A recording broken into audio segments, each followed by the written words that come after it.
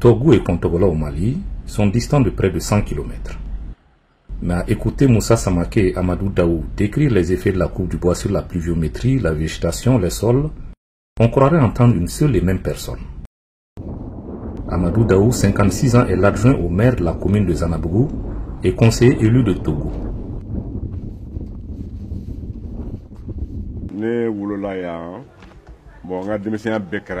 Monsieur Daou raconte qu'il y avait énormément d'arbres, tous plus ou moins en voie de disparition, à cause de la surpopulation et du manque d'eau.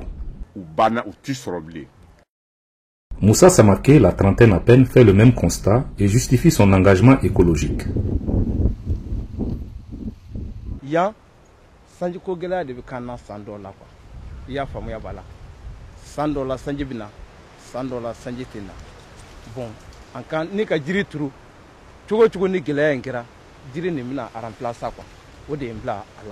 Monsieur Luc Sogoba est chef de division de l'aménagement de la direction régionale des eaux et forêts de Ségou. Pour lui, si au Mali le déboisement gagne du terrain et si le reboisement en perd, c'est à cause de l'ignorance, de l'incivisme. Il y a le foncier surtout. Il y a également la pluviométrie, nous avons parlé de ça, puisque tout ce que nous faisons est tributaire de la pluviométrie. À Kontogola, Moussa Samaké ne rêve que d'une chose, reverdir sa zone. À force de volonté avec ses propres moyens, c'est-à-dire sans grand-chose, le jeune homme plante à tour de bras.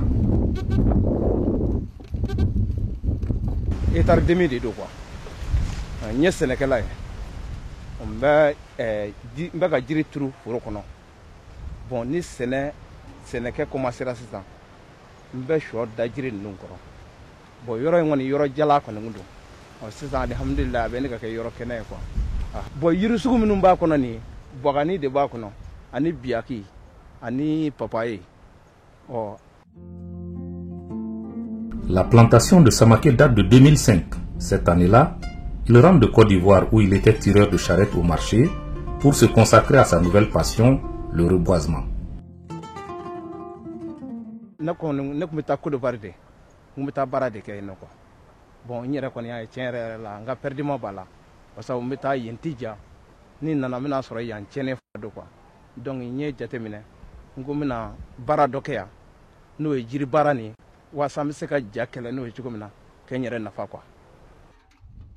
Un choix payant, car l'homme se fait de l'argent en vendant les fruits de ses arbres. Mais s'il se bat autant, c'est pour assurer un avenir serein à ses enfants.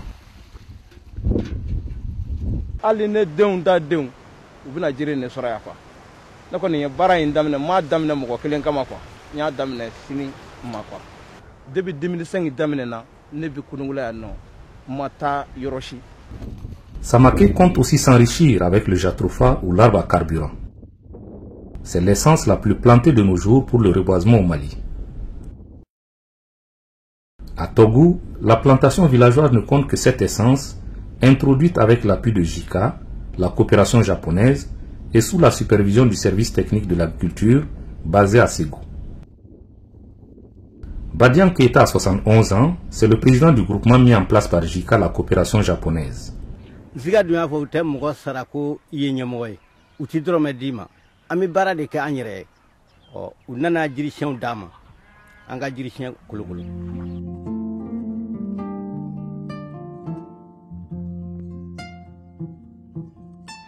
Grâce à JICA, le village compte un parc à vaccination pour le bétail et un moulin d'extraction de beurre de qualité, une caisse de crédit qui fait la fierté des habitants.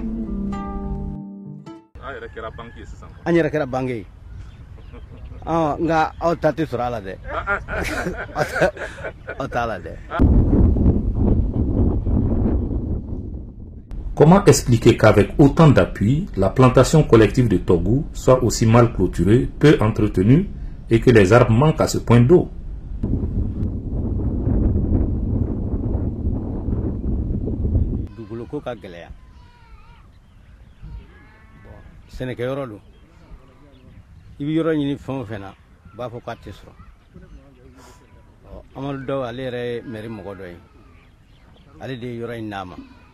Finalement, le village n'a pas de terre.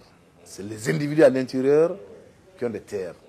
Et quand il y a ces donations, c'est généralement la bonne volonté du chef de village pour mettre à la disposition des groupes de femmes pour leur périmètre maraîcher ou des hommes ou la communauté totale pour réaliser une plantation.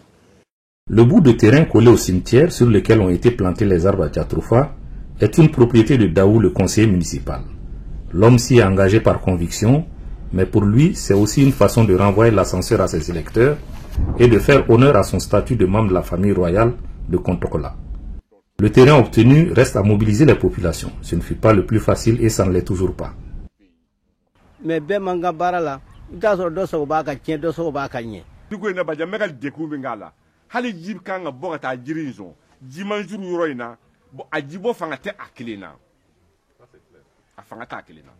Idrissa Diawara est le directeur général de la culture à Ségou, un poste qu'il occupe depuis 2005.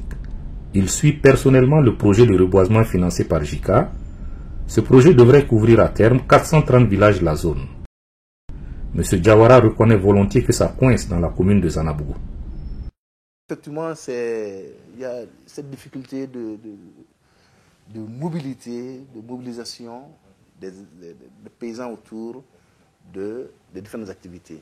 Mais nous ne pouvons pas dire que tous les villageois vont à une activité donnée. Nous disons que les villageois choisissent eux-mêmes. C'est ce qui est durable, qu'ils choisissent eux-mêmes l'activité, apprécient eux-mêmes et adoptent, et à leur façon aussi. M. Diawara attribue cette faible mobilisation à l'analphabétisme, au scepticisme des paysans et au manque de sensibilisation et de formation. Certes, mais comment expliquer qu'un jeune isolé, qui ne compte que sur lui-même, arrive à réussir? Les plantations individuelles réussissent mieux que les plantations collectives. Nous sommes en train de voir, est-ce qu'il n'est pas mieux de conseiller aux paysans? Chaque paysan, alors quand tu as quelques lopins, il faut quand même songer, même si c'est le 10e de tes superficies, il faut planter ça en arbre. Et nous avons vu l'intérêt de cela. Ceux qui ont des plantations aujourd'hui, eh bien, là, ils sont très bien. On a même des femmes qui ont eu à planter, par exemple, le zézifis mauriciaca, le ntomono, greffé. Mais, je vous dis, elles sont en train de se faire la poche. Ça, c'est les femmes. On a dit d'un côté, bon, au niveau des champs, on refuse de donner les parcelles aux femmes. Mais au niveau des plantations, puisque on pense que ça, c'est laissé pour compte, on lance les femmes par là-bas, et c'est maintenant les femmes qui gagnent. Donc, les hommes également sont en train d'être attirés par cela.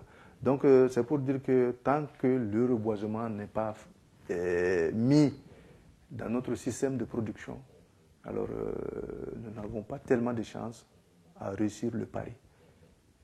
C'est pourquoi je disais que au moment où on parle d'initiative riz, d'initiative ceci, cela, il faut aussi parler d'initiative bois. Et cela a son importance. M. Diawara confirme cette analyse et explique pourquoi l'approche individuelle a le vent en poupe. Je pense qu'aujourd'hui, qu'il faut aller à la demande. Quand l'approche est à la demande, c'est plus efficace. Donc, je suis d'accord qu'il faut aujourd'hui répondre aux communautés qui viennent pour une plantation collective. Il faut répondre à leur appui. Et aussi, les individuels, ils seront beaucoup plus intéressants. L'approche individuelle, parce qu'en ce moment, il n'est pas facile de drainer tous les villages autour d'une plantation, mais s'il y a un individu dans le village qui se prononce et qui a l'amour de cette activité pour planter, je pense que c'est qu'il faut beaucoup accompagner. Ça, c'est de mon point de vue.